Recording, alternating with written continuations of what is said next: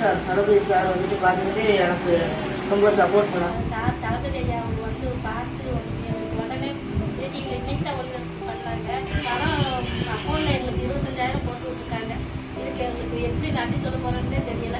நீயா நானாவோட கடந்த வார எபிசோட்ல படிச்சுட்டே வேலைக்கு போற மாணவர்கள் படுற கஷ்டங்களை பத்தி விவாதிச்சிருந்தாங்க. அதுல பேசின ஒவ்வொரு மாணவர்களும் எப்படி குடும்ப வறுமையினால அவங்க பல கஷ்டங்களையும் தாண்டி வேலை பார்த்து குடும்பத்தை காப்பாத்துறாங்கன்னு பேசியிருந்தாங்க.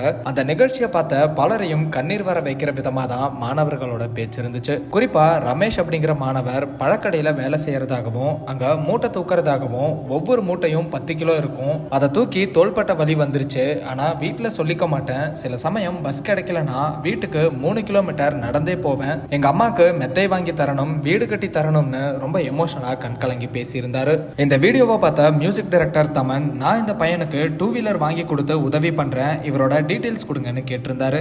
இந்த நிலையில தளபதி விஜய் அந்த மாணவருக்கு உதவி பண்ணியிருக்காரு. இந்த மாணவனுக்கு 25,000 பணம் கொடுத்து மற்றும் மெத்தை வாங்கி கொடுத்து மேலும் 1 மாசத்துக்கு தேவைப்படுற மளிகை பொருட்களையும் வாங்கி கொடுத்திருக்காரு. தளபதி விஜய் இந்த நீயா நானா எபிசோட பார்த்துட்டு தமிழக வெற்றி கழக பொதுச் செயலாளர் ஆனந்த கான்டாக்ட் பண்ணி பேசியிருக்காரு. அதுக்கப்புறம் கோவில்பட்டியை சேர்ந்த தமிழக வெற்றி கழக பொறுப்பாளர் சுரேஷ் சத்யா மூலமா பொதுச் செயலாளர் ஆனந்த் உத்தரவுக்கு கீழே இந்த மாணவனுக்கு உதவிகள் செய்யப்பட்டிருக்கு. மேலும் அந்த மாணவரோட படிப்பு செலவையும் தமிழக வெற்றி கழகமே ஏத்துக்கும்னு வாக்குறுதி கொடுத்திருக்காங்க. தளபதி விஜயோட இந்த செயல் பலரோட பாராட்டுகளை பெற்றுட்டு வருது. மாணவர் ரமேஷும் அவங்க அம்மாவும் தளபதி விஜயோட இந்த உதவிக்கு மனமாற நன்றியை சொல்லியிருக்காங்க. சார், தளபதி சார் வந்துட்டு பார்த்துட்டு எனக்கு ரொம்ப சப்போர்ட் பண்ணாங்க. சமீபத்தில் இப்போ விஜய் டிவி நீயா நானா நிகழ்ச்சி போயிருந்தோம். என் மகன் வந்து வேலை பார்த்துக்கிட்டே படிச்சுக்கிட்டே வேலை பார்த்துக்கிட்டு இருக்கான்.